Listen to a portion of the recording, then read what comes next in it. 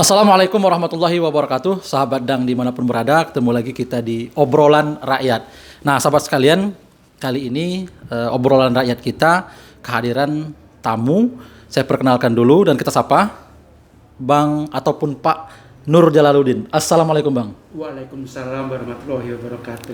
Baik, nah sahabat sekalian, Bang Nur Jalaluddin ini adalah seorang, nanti dia akan ceritakan nih, profil dia pensiunan dari BPKP Bengkulu, dan ini sangat menarik sekali bahasan kita karena nanti Pak Nur Jalaluddin akan bercerita dia di Kota Bengkulu ini mau jual tanah seharga 1,2 M, tapi kemudian dikenakan pajak ya BPHTB 1,7 M lebih, Bang ya. Ini sebetulnya akibat dari terbitnya Perwal nomor 43 tahun 2019. Jadi Perwal ini tentang klasifikasi nilai dasar tanah dan bangunan sebagai dasar pengenaan bea perolehan hak atas tanah dan bangunan.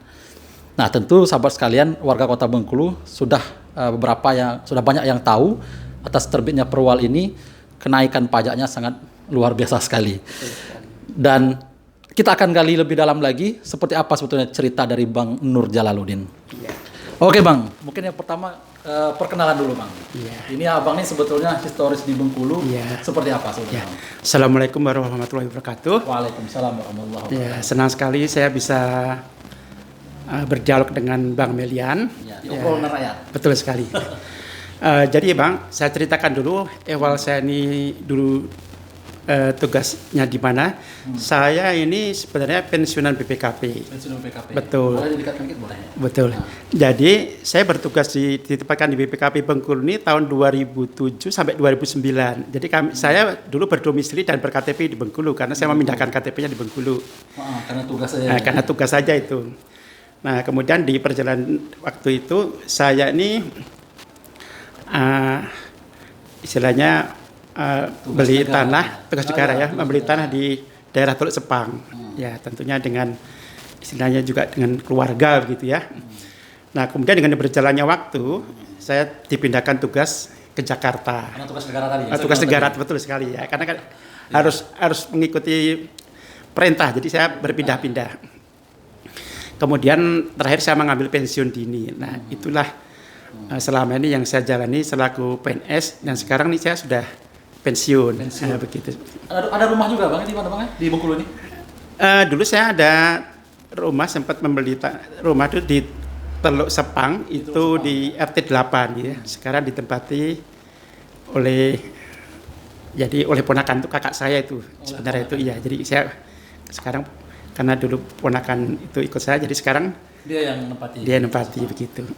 Baik Bang. Jadi Abang mempunyai tanah dan ini coba Abang ceritakan Bang. Ya. Sebenarnya seperti apa pada saat Abang mengurus untuk menjual tanah betul. Itu yang harganya 1,2 M tapi dikenakan 1,7 M. Betul. Mungkin bisa diceritakan. Saya ceritakan kronologisnya. Jadi tanah yang di Teluk Sepang itu luasnya setelah diukur, dilakukan pengukuran itu 16 hektar. Nah, lebih kurang 16 hektar. 16 hektar. Jadi di sana itu satu SKT itu 2 hektar, jadi ada 8 SKT. Nah, tanah inilah yang saya jual. Kemudian dengan berjalannya waktu, tentunya ini kan diurus melalui notaris ya, karena kan ini kan juga istilahnya kan harus jual beli itu harus melalui notaris. Karena Abang ingin legal. Ya, ini ya betul sekali. Karena semua pemilikan kan absah ya, semua harus melalui notaris. Ya. Nah, kemudian dengan berjalannya waktu, tentunya diproseslah untuk pengurusan sertifikatnya ya. Nah, disitulah ada kewajiban mengenai untuk peningkatan hak itu harus melakukan istilahnya membayar BPHTB ya, biaya balik nama perolehan hak atas tanah. Nah, pada saat dihitung, karena proses pengajuan di BPN itu memakan waktu, jadi baru dihitung itu BPHTB-nya itu sekitar tahun 2020. Nah, Padahal sudah berlaku. Sudah berlaku perwal itu. Nah, setelah dilakukan perwal ini, saya juga sebenarnya sangat kaget sekali ya, karena hitung-hitungan melalui perwal ini dari harga tanah yang 1,2 M itu dikenakan BPHTB melalui tarif perwal itu sama 1,7 miliar. 1,7 miliar lebih. Betul, 1,7 miliar lebih, betul. 1,7 sekian. Jadi ada istilahnya kenaikan angka yang sangat fantastis ya. Jadi abang seperti apa? Ini abang Aduh, saya ini sempat sebenarnya waktu saya lihat angkanya nih kaget. Karena kan saya nih pensiunan BPKP kan, jadi sangat kaget. Nah, seterusnya setelah saya istilahnya mengkaji aturan dan istilahnya melihat perwal itu seperti apa, jadi kemudian analisa, bang, ya? menganalisis lah ya, kemudian perdanya seperti apa, aturan perundang-undangnya seperti apa, Perda nomor 6 tahun 2011. Nah, dari situlah saya membuat analisis. Nah, kemudian dari hasil analisis yang saya buat itu, saya ini mempunyai kesimpulan dan berkeyakinan ya. Jadi patut diduga perwal itu seperti tidak sesuai dengan peraturan perundang-undangan di atasnya. Ya, itu diduga, saya duga seperti itu. Dan apa upaya yang sudah abang lakukan dengan perjalanan waktu itu? Ya. Tapi itu udah resmi ya, dikenakan itu sudah resmi. Sudah resmi. Karena itu abang sudah datang ke ini sudah istilahnya berkas ini sudah kami naikkan ke Bapenda. Ya. Kemudian sudah kita bayar sesuai NJOP-nya. Ternyata penetapan dari Bapenda itu dari yang kita setorkan 48 juta sekian itu ada koreksi kurang bayar 1,6. Jadi total dikenakan 1,7 M. Jadi dari harga tanah yang 1,2, saya ulangi, harga tanah yang 1,2 M itu BPHTB-nya 1,7 M. Wah, ampun saya mah.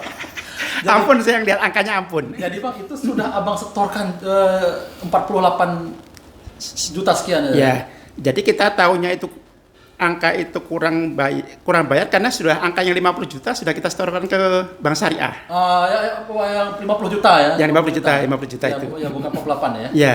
50 juta ya? Ya, itu. Sudah disetor ke Bank Syariah? Sudah. Nah, tahunnya itu ternyata ada kekurangan ini tadi ya? Ya, jadi kurang bayar.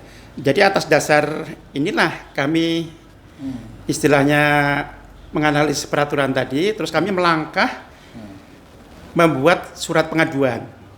Kemana aja Bang? Nah, surat pengaduan yang kami buat itu sudah kami kirim dan kami sampaikan ke 11 instansi. Jadi boleh saya sebutkan? Boleh Bang. Yang pertama, surat ini kepadanya saya tujukan kepada DPRD Kota Bengkulu. DPRD Kota Bengkulu ya. Kemudian tembusannya saya sampaikan ke instansi pusat, itu ada ke Kejaksaan Agung, Ya. ke Kapolri ya, Kapolri, atau kepolisian negara, kemudian ke KSP, kantor presidenan, kemudian ke KPK, jadi juga. 4 ya. 4. Oh, kantor staf presiden juga Bang ya? Saya tembusin juga, itu yang ke instansi pusat Pak ya. Pusat ya. Kemudian yang tingkat satunya kami tembuskan ke Kejaksaan Tinggi Bengkulu. Kejaksaan Tinggi Bengkulu, kemudian ke Kapolda. Kapolda juga. Betul, ya? Kapolda. Kemudian yang untuk tingkat kota kami sampaikan tembusan ke Kapolres. Ke Kapolres. Ya, dan Kejaksaan. Terus? Nah, dari tembusan Kapolres itu kami sudah direspon, Pak. Jadi direspon, dipanggil penyidik. Jadi saya sampaikan surat pengaduan itu dasar seperti apa saya mengadukan ini, ehwalnya. Nah, kami sampaikan waktu di istilahnya di berita acara permintaan keterangan itu kami sampaikan apa adanya informasi ya seperti itu. Dan untuk di DPR-nya rencana Abang hearing gitu Bang ya. Tapi sampai hari ini belum ada belum ada terjadi. Betul sekali Bang Melian ya. Betul sekali. Surat saya ini kan ke DPRD Kota ya. Tapi saya sebenarnya sudah sangat menunggu ya. Kapan saya sudah untuk hearing itu Abang ingin menyampaikan ya? Ya, kami kan selaku warga masyarakat tentunya hal yang sangat berat membebani kami dan tentunya masyarakat Bengkulu pun juga mengalami hal yang sama Bang ya. Ya betul. Kalau tarif itu ini kan. Dan sebetulnya kalau informasi-informasi yang masuk juga banyak sekali Bang orang mengeluhkan. Banyak sekali orang Jadi mengeluhkan. mengeluh seperti kami ya. Bukan hanya Abang seorang, tapi Iya. banyak sekali orang mengeluhkan terkait dengan peraturan wali kota nomor 43 tahun 2019 ini. Ya, tapi sampai sekarang ini saya menunggu untuk dipanggil oleh DPRD kota nih. Belum ada dipanggil juga ya. Iya, belum begitu.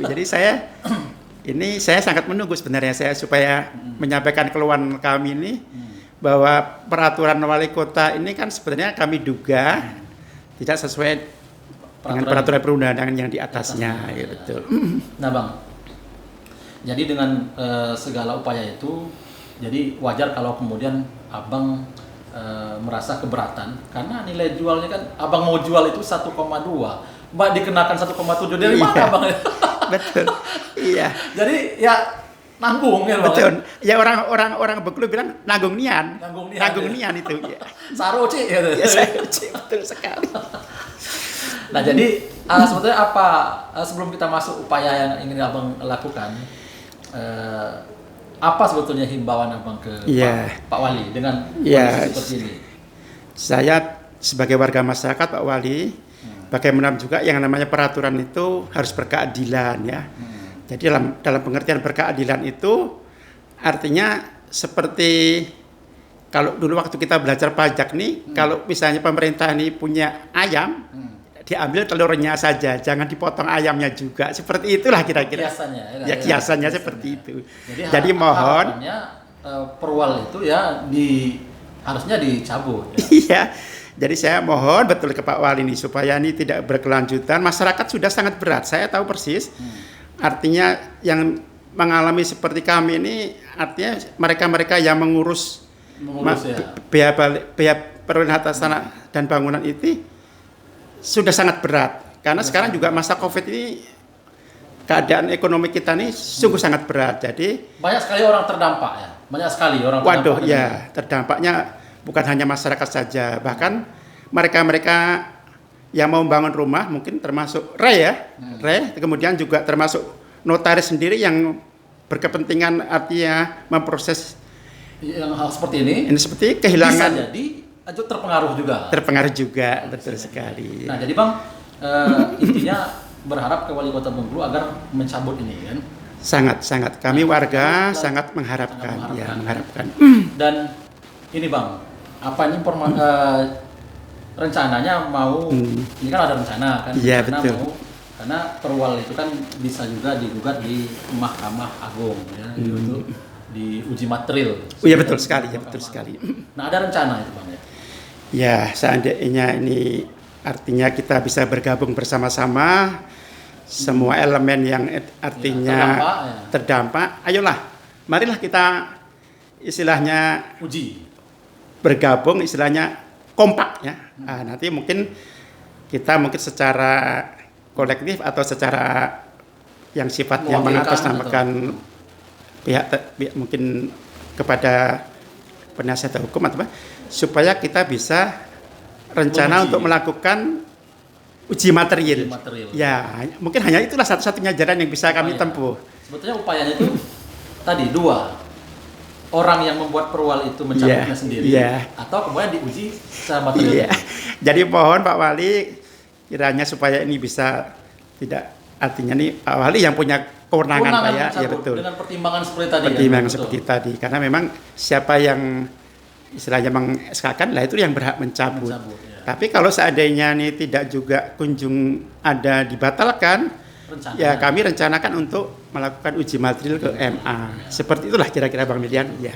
Dan ini saya juga menduga misalkan kalau seandainya dibuat survei atau jajak pendapat masyarakat Bengkulu yang mereka terdampak atas terbitnya perwal ini, bisa jadi dugaan kita adalah orang setuju bahwa ini kemahalan atau kemudian setuju juga untuk dicabut. Iya. Cuman kan itu kan tidak ada jejak pendapatnya. Iya, betul. Ya, jadi itu aspirasinya Bang ya. Ya, aspirasi kami seperti itu. Jadi sahabat dan sekalian, begitulah cerita dari abang kita, Bang Nur Jalaluddin.